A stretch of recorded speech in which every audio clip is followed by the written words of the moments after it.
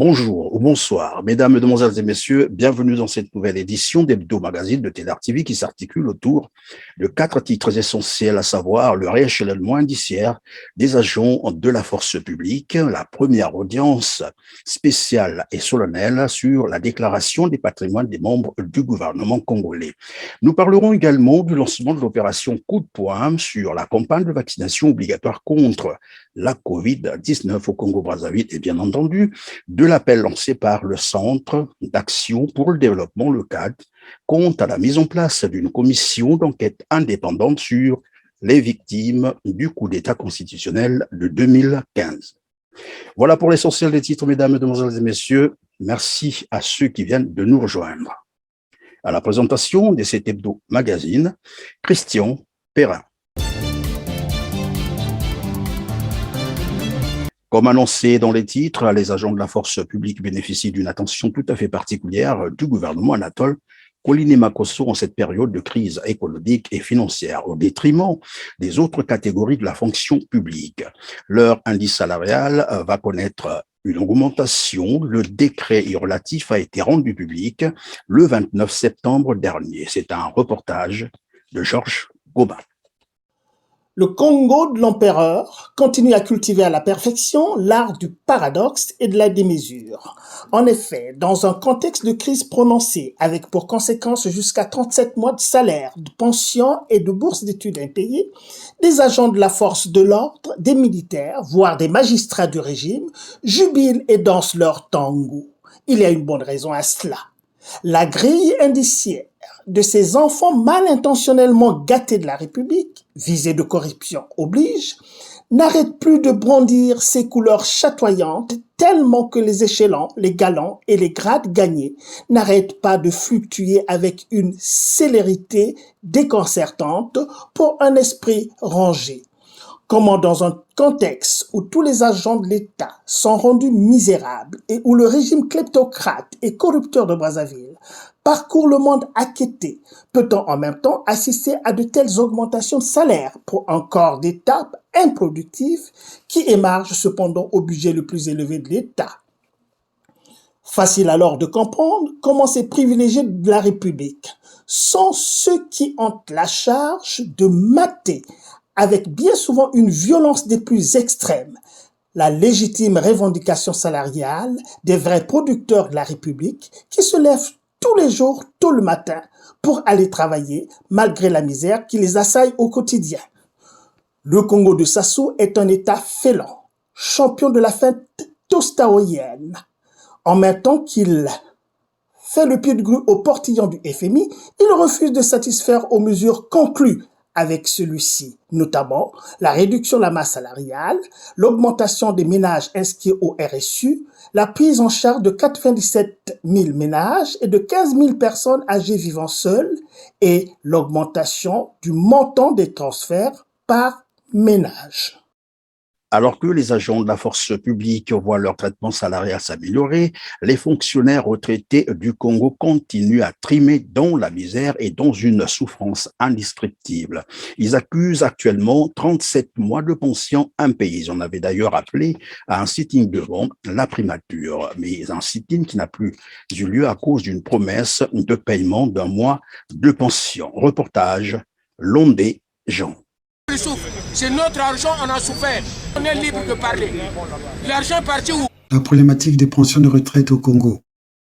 Quand la caisse de retraite des fonctionnaires CRF est en réalité depuis des années en impossibilité de solder les pensions. Parce que dans la pratique, il y a des années que l'État ne reverse plus les cotisations prélevées sur les salaires. Euphorie pétrolière ou tout simplement mauvaise gestion des affaires publiques, le ministre des Finances ne verse que l'argent des salaires nets. Pourquoi? Il faut s'en référer au ministre concerné. Le versement des pensions dépendait directement des finances de l'État. Arriva ce qui devait arriver. La fluctuation des cours et la chute des recettes financières. Le gouvernement ne peut plus payer. L'astuce tout trouvée pour tenter de camoufler cet état des finances ces dernières années consiste à payer au moins 3 salaires de la fonction publique. Cette fois-ci, on opère bien le retrait du sursalaire. Et au bout de 4 mois, on a accumulé suffisamment pour payer une pension. Ce qui arriva devait arriver. Les salaires eux-mêmes tombent dans l'escarcelle de la mauvaise gestion. Et la boucle est bouclée. Les retraits et prélèvements ne sont plus suffisants pour payer au moins un mois pension. Le Premier ministre a fait plusieurs déclarations à ce propos.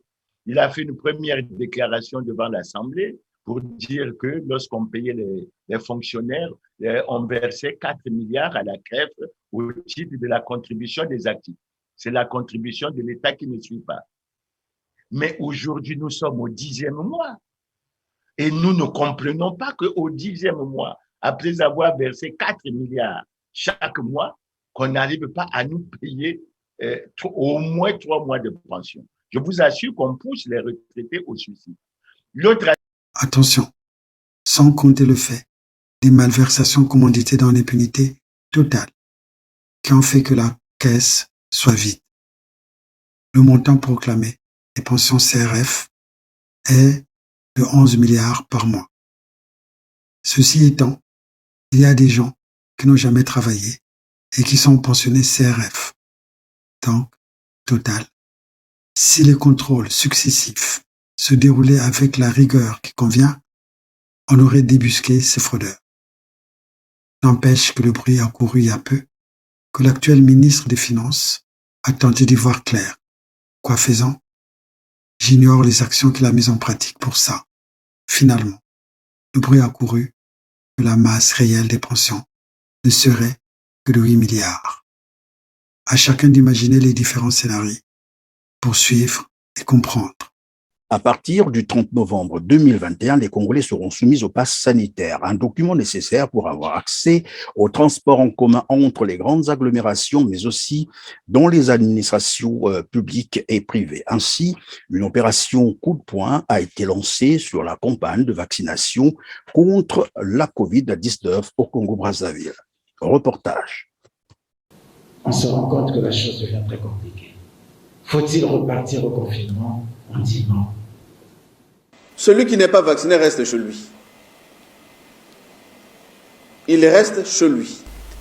À partir du 30 novembre 2021, les Congolais devront se munir d'un pass sanitaire, un document qui servira de preuve de vaccination contre la COVID-19, condition sine qua non pour tous les déplacements dans les grandes agglomérations du Congo et d'accès dans les administrations publiques et privées.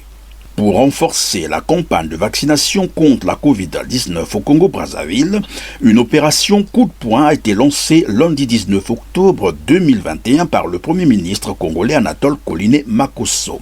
L'objectif étant d'atteindre un chiffre hebdomadaire d'environ 60 000 nouvelles injections de doses de vaccin pour une couverture vaccinale de 30% d'ici à la fin de décembre 2021 et 60% le premier semestre 2022.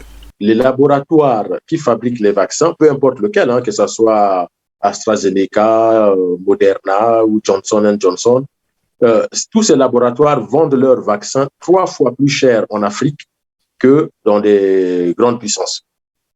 Si on ajoute encore des problèmes logistiques et techniques, parce que pour le moment, ces vaccins sont conservés dans des super congélateurs, puisque les congélateurs que nous avons jusque-là ne permettent pas de bien conserver ces vaccins-là. Donc, techniquement, quand on regarde les données scientifiques aujourd'hui, comment l'État congolais, comment le gouvernement congolais fait pour avoir les 60 000 doses? C'est aussi ça que je trouve dommage, puisque la conséquence, c'est quoi? Mais c'est ça qui alimente la crainte de ces vaccins-là. Et qui a vu une image d'un laboratoire où sont conservées les doses.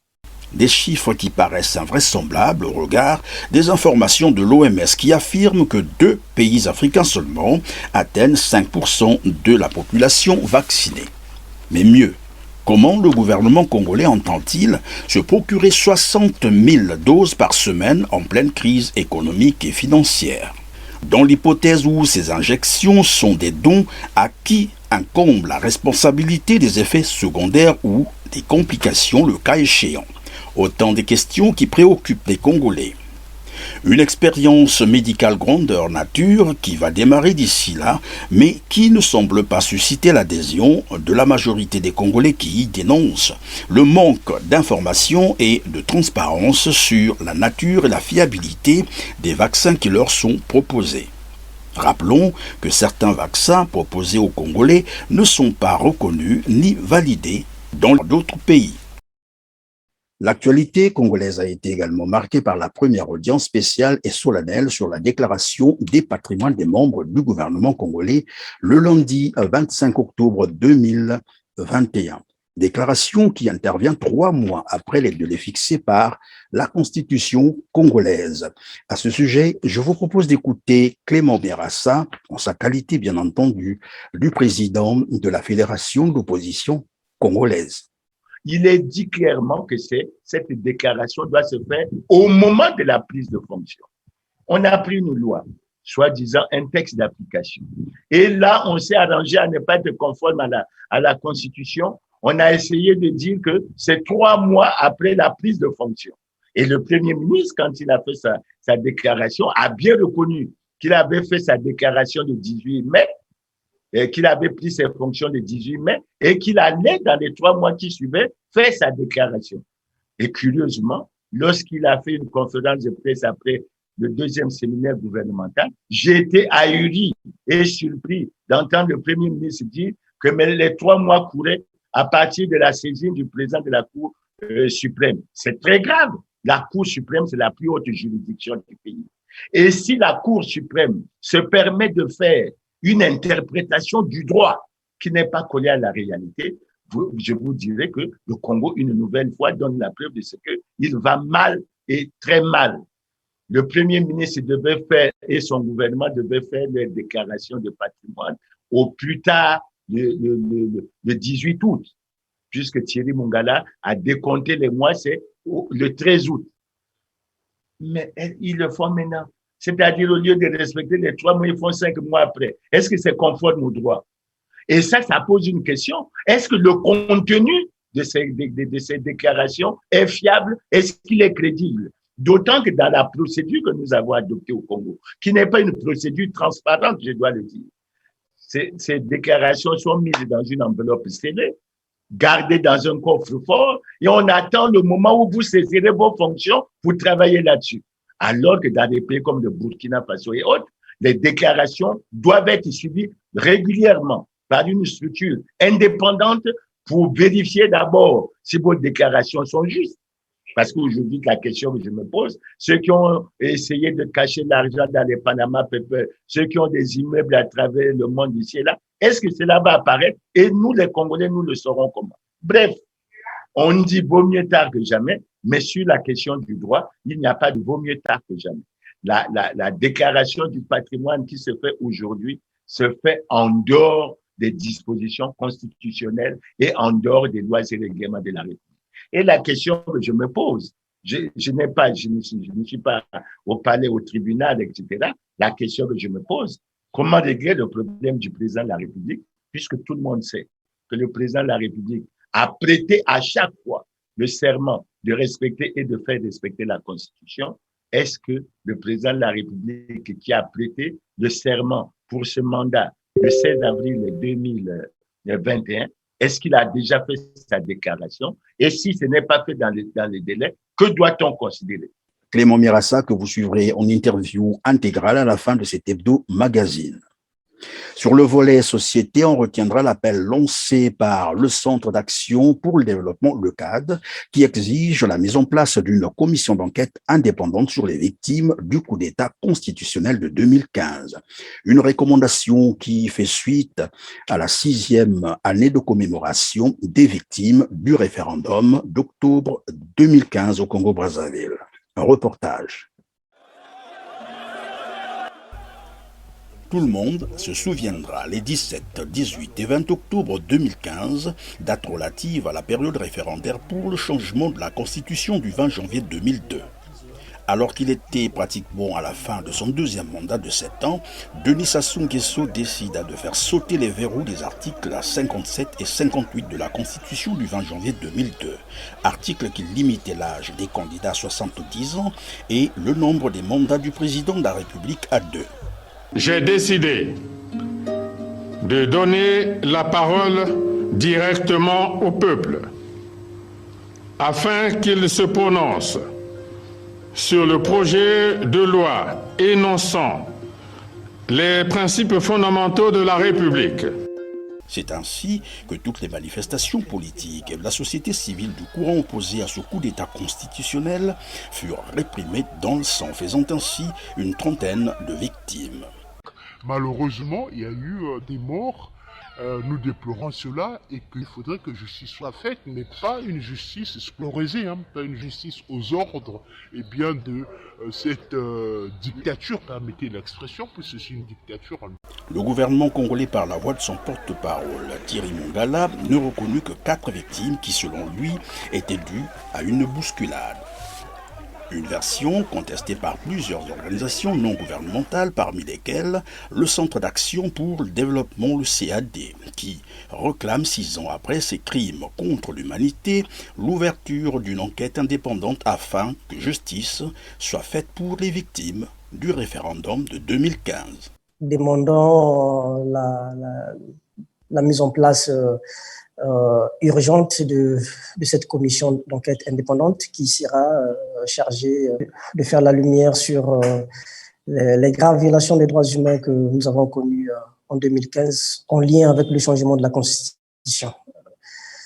Une autre recommandation consistait à se tourner vers la justice internationale au cas où cette commission d'enquête n'était pas mise en œuvre. Environnement à présent, les populations du village Kayo, nous sommes là dans le département du Kwilu en République du Congo, déplorent la pollution de leurs sources d'eau par une société chinoise d'exploitation pétrolière, Winwa, installée dans leur localité. C'est un reportage de TV5. À Kayo, à la vue des traces sur la route principale, on peut deviner que ce village n'est pas toujours aussi calme. Ce camion et des milliers d'autres depuis 2 ans sert au transport d'hydrocarbures venant du gisement voisin. Près de 200 millions de barils de pétrole seraient à sortir du sous-sol des environs. C'est l'endroit où vit Jean, une petite maison devant la route, et sur le sol il aperçoit très souvent, comme ce matin, des traces bien connues, celles du pétrole de l'entreprise Winwa. Nous souffrons vraiment à cause de Winwa. Regarde ce qu'ils nous mettent dans la rue. Tout ceci, dès qu'il pleut, ça descend jusque dans nos rivières. Et elles sont polluées. Et nous ne savons plus comment nous allons vivre dans ce village. Les enfants boivent de l'eau de la rivière. Comment allons-nous faire? On va tous être malades. À quelques kilomètres de là, c'est la rivière Sabi, une source d'eau pour les 5 villages alentours. Un point de rencontre aussi pour les populations. Les enfants sont toujours là, mais l'ambiance de la rivière a bien changé. Cette eau, si tu te laves avec, attends-toi à avoir des démangeaisons sur tout le corps et la gale. Si tu n'es pas propre, on dira même que tu as le sida. Et pourtant, depuis notre enfance, on se lavait avec cette eau. C'est seulement depuis l'arrivée des entreprises pétrolières que tout a changé. Et on souffre maintenant. La malédiction du pétrole a touché cette région au nord de Pointe-Noire. Nous n'avons pas pu entrer dans le site de production, ni obtenir d'interview auprès des dirigeants de l'entreprise. Mais nous avons reçu des vidéos. Un homme à l'intérieur du site, un lanceur d'alerte, il nous montre les fuites de pétrole. Regardez comment est-ce que la zone est devenue polluée. Ça descend comme ça. Et ça va en bas là-bas, et là-bas il y a l'eau. Il y a une rivière là-bas. Puis tous les dégâts sur la zone. Regardez comment l'eau là, vous voyez la couleur de l'eau là, ça veut dire que c'est la couleur de l'eau usée que vous avez vu, le bout de sable. Regardez comment l'eau est noire là. Ça sort de là-bas. Donc quand ça ruisselle là-bas, ça vient jusqu'ici. C'est pas normal. Ces vidéos, Destin Gavet, un homme politique d'opposition, les regarde avec tristesse. Il connaît bien Winwa. Il a travaillé pour la compagnie pendant 1 an et demi comme chef de production. les conditions de travail, le matériel utilisé, c'est un matériel digne du XVe siècle. Cette compagnie ne respecte aucune norme en matière de législation des hydrocarbures. Cette compagnie est hors la loi. Dans un pays sérieux, cette compagnie, on devait leur retirer ce permis. Parce que sur le plan environnemental, c'est de la catastrophe. Wingwa est associé aujourd'hui à la Société nationale des pétroles du Congo. Les Chinois détiennent 85% du gisement de Bangakayo. Les autorités du pays n'ont pas voulu répondre à nos questions pour l'instant. Quant aux habitants, personne ne veut vraiment les écouter. Quand on parle aux Chinois, ils disent d'appeler le président. Il n'y a que lui qui peut leur parler. Mais nous, comment allons-nous faire pour parler à l'État ? Si on manifeste et qu'on ferme les routes ou qu'on bloque les camions, on sait tous que la compagnie, c'est une société pétrolière et que le Congo dépend du pétrole. Alors l'État va nous envoyer des militaires. On va souffrir ici. C'est pour ça qu'on se maîtrise. Et pourtant, les ouvriers de la compagnie vont bientôt se lever. Pour dénoncer les conditions de travail, un appel à la grève générale a été lancé pour la semaine prochaine. Environnement toujours, la conférence de Glasgow 2021 sur les changements climatiques ouvre ses portes le 31 octobre 2021. L'objectif de la COP26 sera de limiter le réchauffement climatique à un niveau inférieur à 2 degrés Celsius, de préférence à 1,5 degrés Celsius par rapport au niveau pré-industriel. Les 3 grands bassins forestiers poumons de la planète, représentant 80% des forêts tropicales du monde et les 2/3 de la biodiversité terrestre, seront au cœur de l'événement. Il s'agit de l'Amazonie en Amérique, du bassin du Congo en Afrique et du bassin du Bornéo-Mékong en Asie. Rappelons que les accords de Paris sur le climat adoptés en 2015 recommandent la limitation du réchauffement climatique à 1,5 degré Celsius d'ici à 2100. L'Afrique évaluera la place du fond bleu dans la préservation des forêts tropicales et la maîtrise du dérèglement climatique dans le bassin du Congo, qui nourrit et abrite plus de 75 millions de personnes, tout en jouant un rôle déterminant dans l'absorption du carbone et la régulation du climat mondial. Menacé par une exploitation massive de ces forêts et des projets d'exploitation des hydrocarbures dans ses tourbières et mines, le bassin du Congo a perdu 6% de sa surface forestière. Et si rien n'est fait, il pourrait disparaître de la carte à la fin du siècle. Le docteur Jonathan Pershing, envoyé spécial adjoint du président Joe Biden des États-Unis d'Amérique pour le climat, a rencontré Denis Sassou Nguesso qui préside le Fonds bleu le 4 octobre 2021 à Brazzaville, avant de traverser en RDC qui abrite 62% des forêts du bassin du Congo. En difficulté diplomatique, le dictateur Sassou Nguesso sera à Glasgow où il évoquera le Fonds bleu pour le bassin du Congo et négociera un tête-à-tête avec le président Joe Biden en marge du sommet. Pour rappel, le Fonds bleu est un instrument financier de la Commission climat du bassin du Congo, porté par 17 pays africains. Il a été initié lors de la COP22 au Maroc par M. Jean-Yves Olivier, président de la Fondation Brazzaville, lobbyiste et conseiller occulte du dictateur Sassou Nguesso, ayant fait fortune dans l'extraction des matières premières et aussi soupçonné de trafic d'armes. Souvenons-nous qu'en août 2019, pour forcer la main à la communauté internationale, le dictateur Sassou Nguesso avait annoncé avec fracas la prétendue découverte d'une réserve pétrolière dénommée Ngoki, découverte par PEPA, société contrôlée par un membre du clan, Wilfried Etoka. Pourtant, Denis Sassou Nguesso s'est autoproclamé protecteur de cette zone. Or, en accordant ce permis d'exploration, Denis Sassou Nguesso est allé à l'encontre de ses engagements internationaux, ce qui constitue un risque pouvant entraîner des émissions de CO2 susceptibles de faire augmenter la température de la planète de 3 à 4 degrés Celsius. Une véritable bombe climatique selon Global Witness. La société civile congolaise est vent debout contre la personnification du Fonds bleu, présentée malicieusement comme cadre de collaboration multinationale visant à promouvoir le respect de l'environnement et la paix dans tout le bassin du Congo par le dictateur Sassou Nguesso, alors qu'il maltraite ses populations et détruit l'environnement.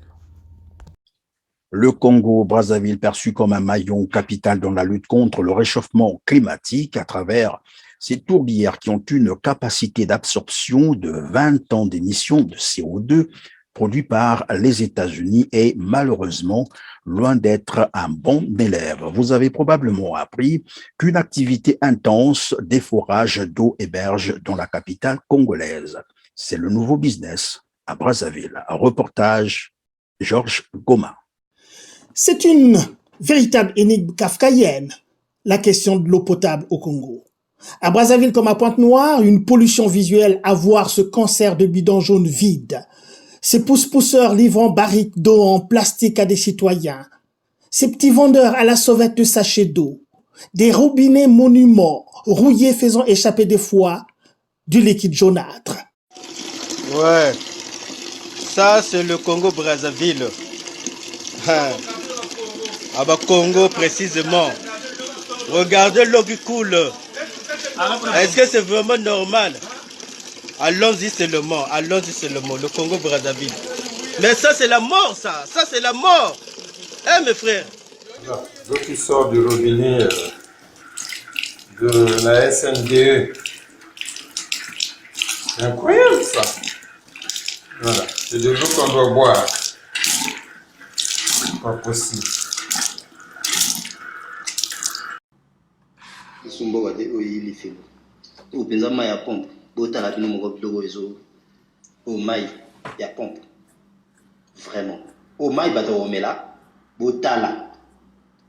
Cette traditionnelle veille nocturne pour attendre l'arrivée hypothétique de l'eau offre un spectacle désolant en ville. Les populations rurales, pire encore, sont dans la même galère car confrontées à la mauvaise qualité de l'eau et à l'éloignement des points d'approvisionnement. C'est quoi le problème? L'hydrologie congolaise est pourtant très généreuse. Eau de surface et eau souterraine, un pays irrigué par l'un des plus grands fleuves du monde, ainsi que par de nombreuses rivières. En plus de cela, une pluviométrie à faire pâlir de jalousie des pays sahéliens comme le Burkina Faso. Là-bas, au moins, l'eau invisible en surface est présente dans les robinets. Allez au Burkina Faso, ils n'ont de l'eau nulle part. Mais il n'y a de l'eau que dans les robinets. C'est assez curieux ça.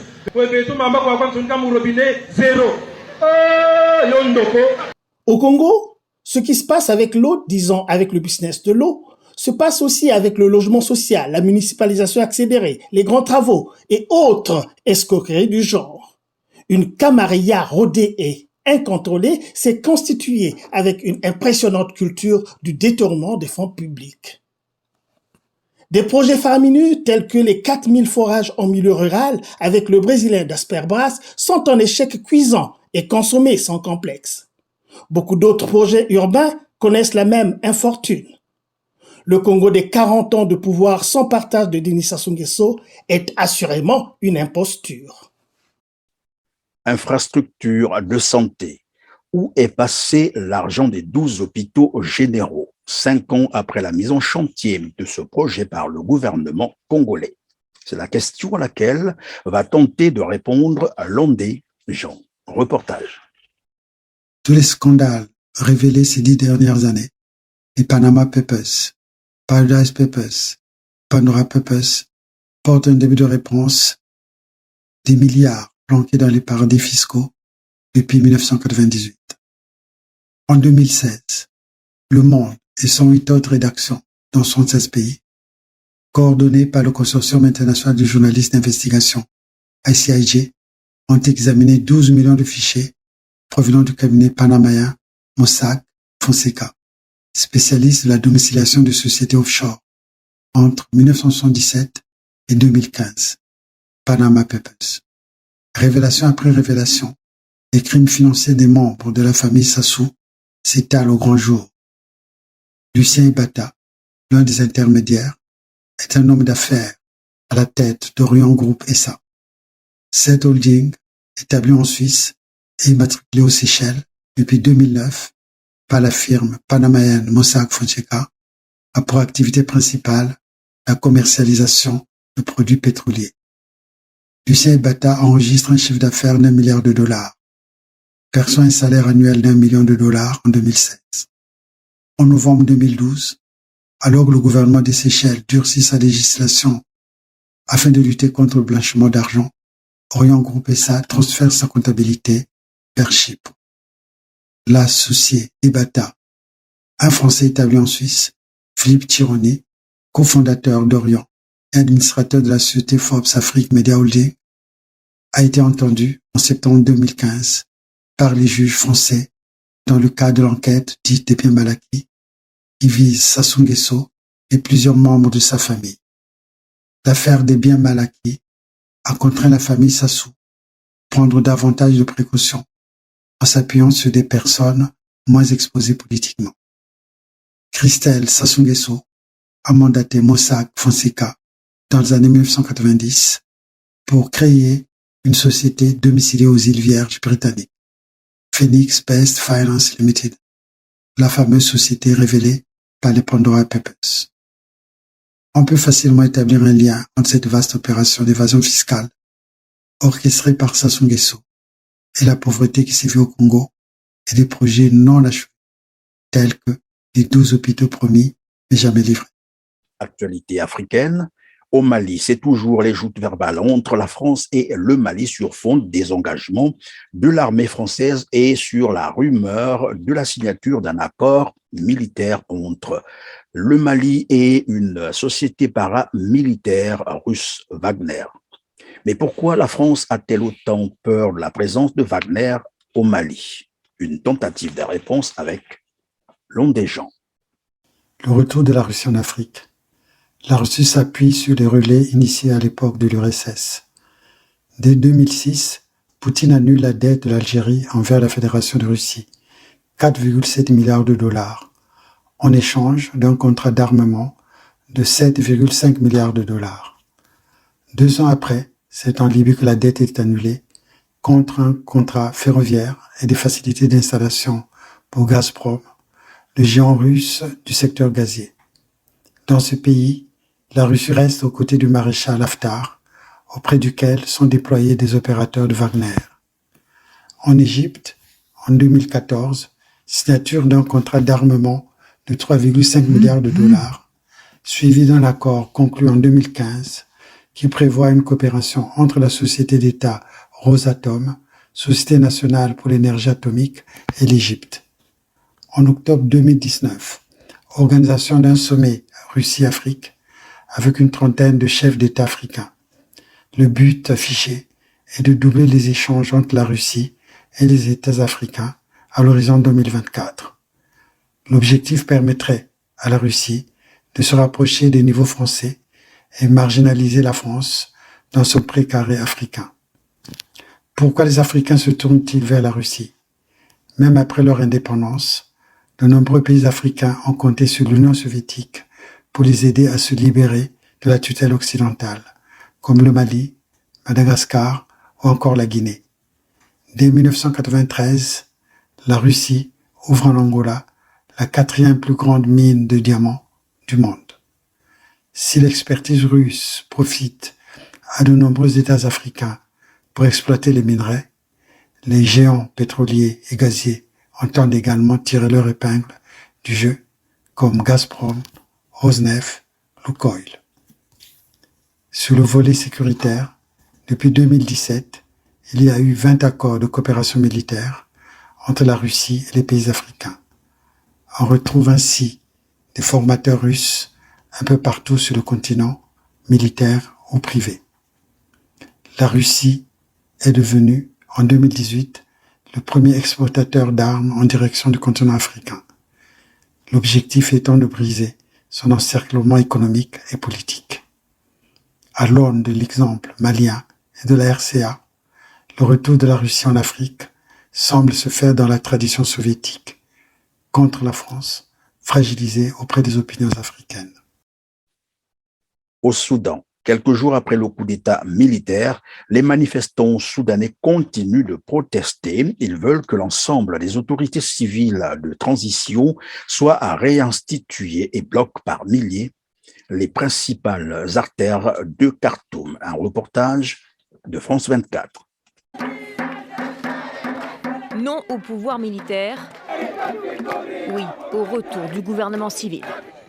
2 jours après le coup d'État, ces manifestants n'en démordent pas. Même la nuit, Ils maintiennent ces barrages de fortune pour bloquer les principaux accès de la capitale. Les gens se mobilisent d'eux-mêmes, car il n'y a pas d'Internet, pas de communication téléphonique, aucun corps ne nous dirige. On insiste sur le fait qu'il devrait y avoir un régime civil. Les barricades sont partout. Malgré les coupures du réseau Internet et téléphonique, la résistance s'organisait mardi pour la deuxième journée consécutive. Khartoum avait des airs de ville morte, entre barricades des manifestants et checkpoints de l'armée. L'armée qui, un peu plus tôt, a tiré des grenades lacrymogènes sur la foule. La veille, c'était à balles réelles. Au moins 4 personnes sont mortes et des dizaines ont été blessées. Dans le discours, on tente de rassurer. Le général Abdel Fattah al-Burhan, le chef du Conseil souverain de la transition, s'est exprimé sur le sort du Premier ministre déchu, Abdallah Hamdok. Retenu depuis lundi, lui et sa femme ont été ramenés chez eux. Nous ne l'avons pas arrêté parce qu'il nous faisait peur, mais pour le protéger, lui, ainsi que sa famille. Les conditions de sa libération restent floues. Abdallah Hamdok a tout de même pu s'entretenir avec le secrétaire d'État américain Anthony Blinken. Il reste sous surveillance renforcée. En attendant, la rue appelle à une mobilisation soutenue au moins jusqu'au 30 octobre. Une colère qui dépasse les frontières du Soudan.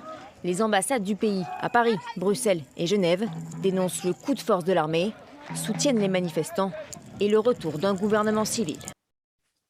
Une page sombre dans cet hebdo-magazine, c'est le décès de l'ancien Premier ministre congolais Clément Mwamba, décès survenu à Paris en France où il est en évacuation sanitaire de suite de la Covid-19, nous a-t-on appris.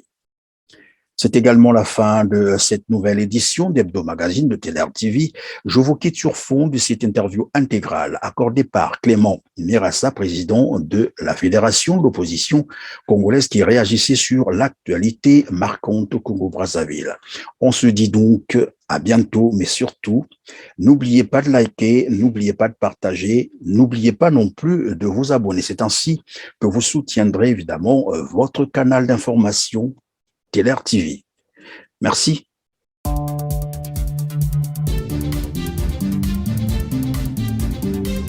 Il faut préciser qu'en 2021, nous n'avons touché que 2 pensions sur les 12 auxquelles on devrait pratiquement prétendre. Nous avons suivi, à travers surtout les réseaux sociaux, que les syndicats ont appelé à un sit-in aujourd'hui à la primature. Nous avons malgré tout déploré qu'il y ait une action forte de mobilisation pour ce genre d'action. Et c'est pour ça que nous intervenons régulièrement auprès des chefs de nos syndicats pour qu'ils convoquent une assemblée générale au cours de laquelle non seulement nous ferons des propositions, mais ensuite on s'accordera sur un programme d'action parce que c'est fait de façon ponctuelle et le problème n'est pas structurellement résolu. Monsieur Christian Perrin, je peux vous dire que le Premier ministre a fait plusieurs déclarations à ce propos. Il a fait une première déclaration devant l'Assemblée pour dire que lorsqu'on payait les fonctionnaires, on versait 4 milliards à la CREF au titre de la contribution des actifs. C'est la contribution de l'État qui ne suit pas. Mais aujourd'hui, nous sommes au 10e mois.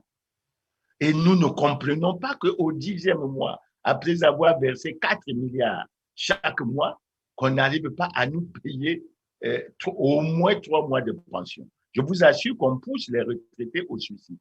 L'autre aspect que je veux soulever, c'est que le Premier ministre lui-même avait déclaré que son gouvernement s'efforcerait à payer une pension par trimestre. Nous sommes au dernier trimestre et nous n'avons touché que 2 pensions. Donc, c'est une situation extrêmement grave. Donc, au-delà du sitting, moi, j'appelle les responsables des syndicats pour qu'ils convoquent une assemblée générale de tous les retraités, ne serait-ce qu'à Brazzaville, que nous nous asseyons et que nous fassions des propositions pour qu'on sorte structurellement de cette situation. Je regrette parce que j'ai appris que même la commission que le Premier ministre avait promis mettre en place pour examiner la situation des retraités, j'apprends que cette commission n'a jamais été mise en place. En fait, le gouvernement se moque des retraités et c'est véritablement grave.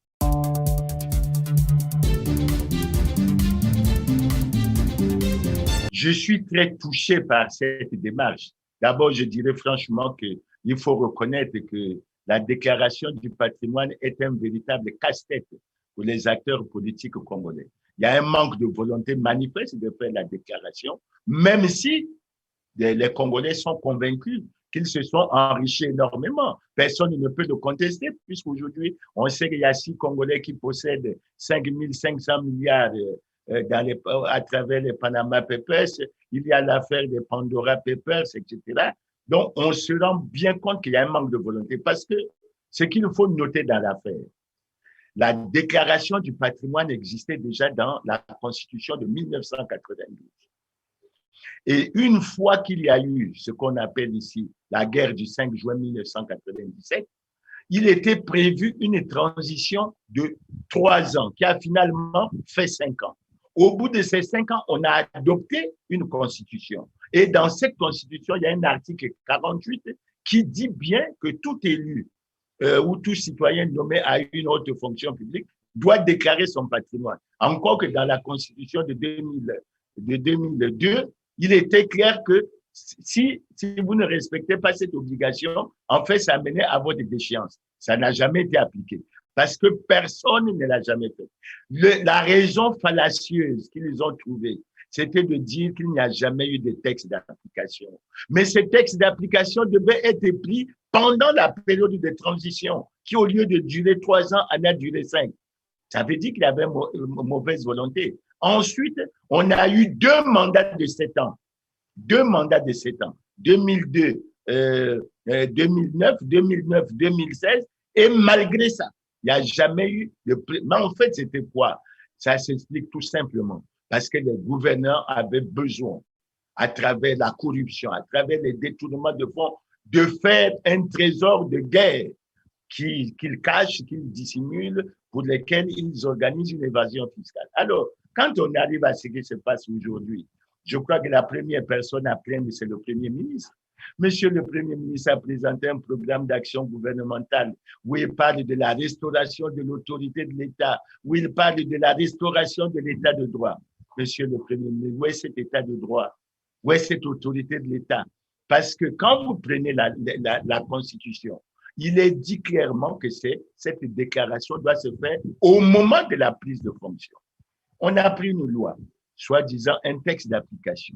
Et là, on s'est arrangé à ne pas être conforme à la Constitution. On a essayé de dire que c'est 3 mois après la prise de fonction. Et le Premier ministre, quand il a fait sa déclaration, a bien reconnu qu'il avait fait sa déclaration le 18 mai, et qu'il avait pris ses fonctions le 18 mai, et qu'il allait, dans les 3 mois qui suivaient, faire sa déclaration.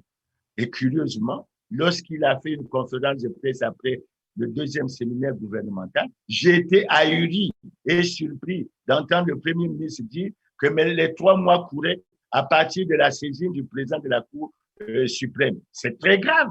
La Cour suprême, c'est la plus haute juridiction du pays. Et si la Cour suprême se permet de faire une interprétation du droit qui n'est pas collée à la réalité, je vous dirais que le Congo, une nouvelle fois, donne la preuve de ce qu'il va mal et très mal. Le Premier ministre devait faire, et son gouvernement devait faire les déclarations de patrimoine au plus tard le 18 août, puisque Thierry Mongala a décompté les mois, c'est le 13 août. Mais ils le font maintenant. C'est-à-dire, au lieu de respecter les 3 mois, ils font 5 mois après. Est-ce que c'est conforme au droit? Et ça pose une question. Est-ce que le contenu de ces déclarations est fiable? Est-ce qu'il est crédible? D'autant que dans la procédure que nous avons adoptée au Congo, qui n'est pas une procédure transparente, je dois le dire, ces déclarations sont mises dans une enveloppe scellée, gardées dans un coffre-fort, et on attend le moment où vous cesserez vos fonctions pour travailler là-dessus. Alors que dans des pays comme le Burkina Faso et autres, les déclarations doivent être suivies régulièrement par une structure indépendante pour vérifier d'abord si vos déclarations sont justes. Parce qu'aujourd'hui, la question que je me pose, ceux qui ont essayé de cacher l'argent dans les Panama Papers, ceux qui ont des immeubles à travers le monde ici et là, est-ce que cela va apparaître? Et nous, les Congolais, nous le saurons comment? Bref, on dit vaut mieux tard que jamais, mais sur la question du droit, il n'y a pas de vaut mieux tard que jamais. La déclaration du patrimoine qui se fait aujourd'hui se fait en dehors des dispositions constitutionnelles et en dehors des lois et règlements de la République. Et la question que je me pose, je ne suis pas au palais, au tribunal, etc. La question que je me pose, comment régler le problème du président de la République, puisque tout le monde sait que le président de la République a prêté à chaque fois le serment de respecter et de faire respecter la Constitution. Est-ce que le président de la République qui a prêté le serment pour ce mandat le 16 avril 2021, est-ce qu'il a déjà fait sa déclaration? Et si ce n'est pas fait dans les délais, que doit-on considérer? N'oubliez pas qu'il faut signaler que le premier président de la Cour suprême est curieusement le président de la commission électorale, enfin, soi-disant indépendante. Mais en fait, c'est lui qui s'occupe de l'organisation des élections, pour lesquelles nous disons que depuis 2002, aucune élection libre, démocratique et transparente n'a été organisée dans le pays. Donc, voilà l'appréciation que j'ai. On dit vaut mieux. Mais ensuite, ce que je dois ajouter, on en parle pour le gouvernement. Mais c'est quand est-ce que ceux qui sont au gouvernement ou dans les affaires depuis 30, 40 ans, président de l'Assemblée, président du Sénat, et quand les ministres, certains sont là, quand est-ce qu'ils font leurs déclarations? Parce que j'ai entendu, et ça c'est très grave, j'ai entendu le Premier ministre dire lors de sa conférence de presse que la loi ne dispose que pour l'avenir. Faux. Tous les acteurs politiques, à quelque niveau que ce soit, ils doivent déclarer leur patrimoine. D'autant que nous sommes convaincus qu'ils sont à la base des de ce qu'ils appellent antivaleurs, et c'est pour ça qu'ils n'arrivent pas à lutter effectivement contre les antivaleurs. Voilà un peu le sentiment que j'ai sur cette question.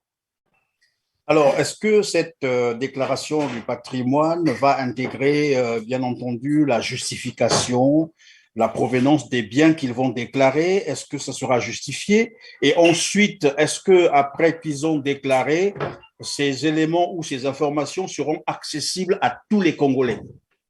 Mais c'est ce que je vous dis, ça ne sera pas accessible à tous les Congolais. Lorsque je vais sur Internet, je vois bien la déclaration de biens du président Hollande, de François Hollande. Lorsque je vais sur Internet, je vois la déclaration de biens détaillée du président Macky Sall. Lorsque je vais sur Internet, je vois la déclaration de biens du président Mamadou Issoufou. Mais ici, c'est fait pour que ce soit scellé, c'est mis dans un coffre et ça ne ressortira que à la situation. Non, c'est scandaleux. C'est pas de la transparence. On essaie de divertir les gens. Monsieur Christian Perret, je vous prends un exemple.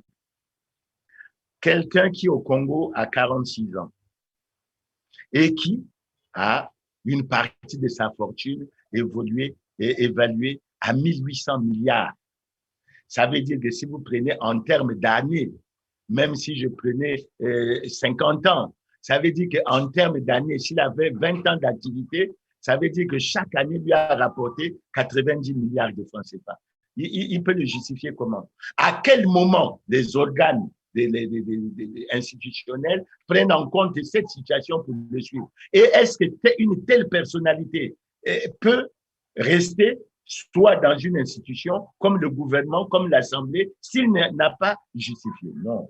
Je crois que nous sommes dans... Et après, j'espère qu'on va en parler. Après, on va vous dire, on s'attend à ce que le Fonds monétaire nous donne l'argent, etc. Mais pourquoi vous ne le cherchez pas auprès de ceux qui ont pris l'argent du Congo? C'est notre argent et pour lequel moi je suis convaincu qu'il y a beaucoup de soupçons, de détournement, de corruption et autres. Et je regrette qu'il n'y ait pas la volonté politique de résoudre ces problèmes-là. On va donc emboîter sur le FMI, évidemment. Le Premier ministre a fait, je crois, a dû écrire, sinon on va envoyer une lettre d'intention au FMI, donc pour la reprise, bien entendu, des négociations qui pourtant, à un moment donné, étaient annoncées comme étant déjà acquis, puisqu'ils avaient même dit que les accords, ou bien l'accord avec le FMI, c'est pour bientôt. Mais curieusement, on se rend compte que là, ils vont donc adresser encore une lettre d'intention.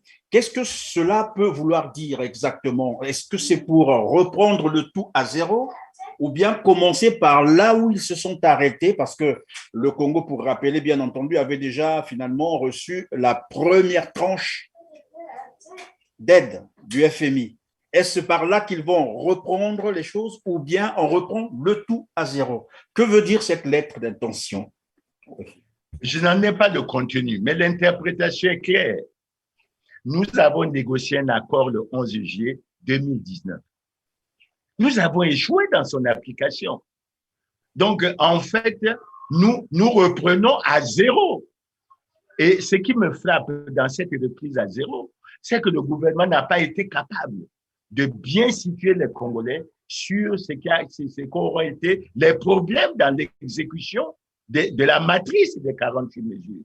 Vous savez bien que dans cette matrice, il y a un certain nombre de mesures fortes, comme le rapatriement de l'argent qui est à l'extérieur, comme la lutte contre la corruption. Et il y a un certain nombre d'autres mesures qui devraient être prises. Alors, on vient, même, je crois qu'il y en a une sur laquelle on a souvent insisté, c'est les négociations avec les traders. Figurez-vous que depuis qu'on en parle, il semble qu'on n'a pas abouti. Le Premier ministre est parti en France, il semble qu'il est revenu. Mais malheureusement pour lui, ça je dis malheureusement pour lui, mais entre-temps, il y a les Panama Papers, il y a les Pandora Papers, et le gouvernement n'est pas intéressé. Il y a des Congolais qui peuvent avoir des milliards dans des comptes, des milliards cachés dans des comptes dissimulés dans des paradis. Ce n'est pas la préoccupation.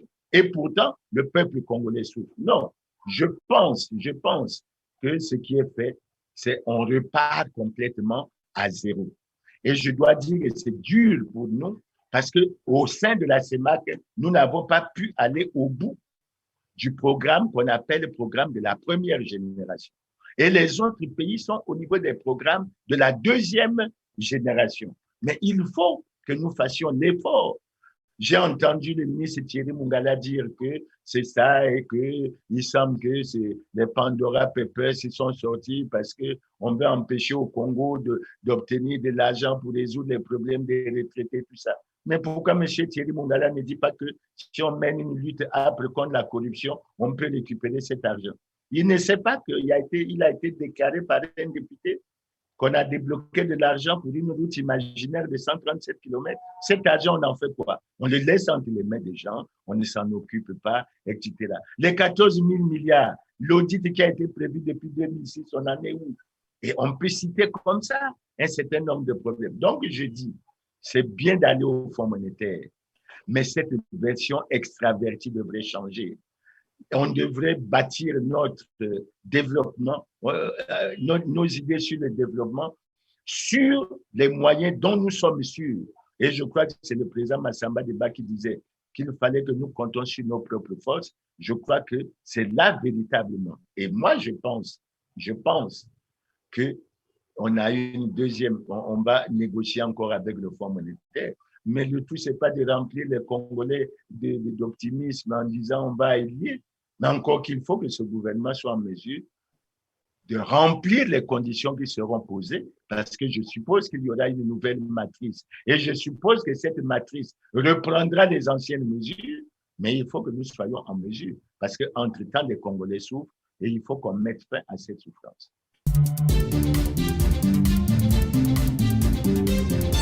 Je ne sais pas si je me trompe, mais je pense sérieusement que c'est l'effet Doumbouya en Guinée. Vous savez bien que le colonel Doumbouya était un homme de confiance du président Alpha Condé et qu'il a fini par le déposer. Et je crois qu'au niveau des gouvernants, il a commencé à avoir comme des idées comme ça, comme une certaine crainte de ce que dans les rangs de l'armée, il y ait un certain nombre d'attitudes des uns des autres pour essayer de faire un peu ce que le colonel Doumbouya a fait. Maintenant, quand on revient à l'analyse que vous faites, les retraités se battent depuis plusieurs années sur plusieurs problèmes. Le premier problème, c'est celui qu'on évoque, celui des 37 mois d'arriérés de pension. Mais il y a un autre problème, c'est celui de l'alignement du calcul du point d'indice des retraités au lieu que ce soit 160 à 300, c'est-à-dire une réelle revalorisation de la pension. On ne le fait pas et on apprend que le problème est résolu au niveau de l'armée. Est-ce qu'il est normal qu'on résolve le problème pour une partie, parce que c'est la fonction publique? Est-ce qu'on peut résoudre un problème comme ça pour une partie de la fonction publique sans l'étendre à toute la fonction publique? Ça, c'est le premier point. Le deuxième point, quand j'ai relu la matrice faite avec le Fonds monétaire, je me suis dit, mais il y a un certain nombre de choses qui ne vont pas. Et on a pris, je crois, 2 ans pour résoudre ce problème. Et je crois que c'est ça qui a été fait. Mais il faut que nous soyons en mesure, parce qu'entre-temps, les Congolais souffrent et il faut qu'on mette fin à cette souffrance. J'ai cru comprendre que l'une des mesures qui avait été envisagée, c'est celle de la réduction de la masse salariale par rapport au PIB. En le faisant, est-ce qu'on réduit cette masse salariale ou on la revalorise? Si on la revalorise, qu'est-ce qu'on fait? Troisième problème, il y a des structures où les travailleurs ont parfois 40 à 50 mois sans salaire. Et au lieu de résoudre ces problèmes, voilà qu'on va augmenter ceux qui avaient déjà. Donc, vous voyez bien que du point de vue du caractère égalitaire, du point de vue de la justice sociale, ça pose un problème réel. Je ne terminerai pas sur les étudiants. J'ai vu un avis sur les réseaux sociaux comme quoi on paye les étudiants pour, je ne sais pas, 2 ou 3 trimestres de 2018. Mais nous sommes en 2021. Comment ils font ces étudiants pour vivre? Et pourquoi on n'accorde pas cette attention? Alors, je suis surpris qu'on ait cette démarche. Et je vous assure, ce qui me surprend, c'est le côté sourd du gouvernement. Parce qu'on leur dit, réduisez le train de vie de l'État. Mais nous, quand je parle du train de vie de l'État, je vois qu'un ministre d'État, au lieu de gagner 15 millions, il pourrait gagner 7 500 000 francs. Et s'il gagne 7 500 000 francs, il peut bien vivre au Congo. Parce que les derniers salaires, les salaires les plus hauts, même dans la grille des militaires qui viennent d'être revus, si j'écarte les généraux, les salaires ils sont généralement en deçà de 1 million de francs. Quant à la fonction publique, c'est très, très en deçà d'1 million de francs. Est-ce que c'est difficile, à mon avis, sur tous ceux qui ont rang de ministres, qui sont des ministres d'État, et j'ai fait une déclaration où je souhaitais savoir, parce que c'est important pour moi, quel est le salaire, le traitement du président de la République. Là aussi, donc il faut que ça soit transparent et il faut qu'on aille à une véritable réduction du train de vie de l'État. Ce n'est pas le cas et il n'est pas bon par rapport à l'article 15 de notre Constitution qui dit que tous les Congolais sont égaux devant la loi et personne ne doit être avantagé ou quoi. Je crois que là, nous violons également cette disposition. J'espère que le gouvernement qui certainement a une cagnotte, mais si cette cagnotte existait, pourquoi font-ils souffrir les retraités? Pourquoi font-ils souffrir les étudiants? Pourquoi font-ils souffrir d'autres catégories de travailleurs qui accumulent plusieurs mois d'arriérés de salaire? Donc, j'ai été surpris par cette décision et je trouve qu'elle est inégalitaire. Elle ne se justifie pas. Ce n'est pas une preuve de justice sociale.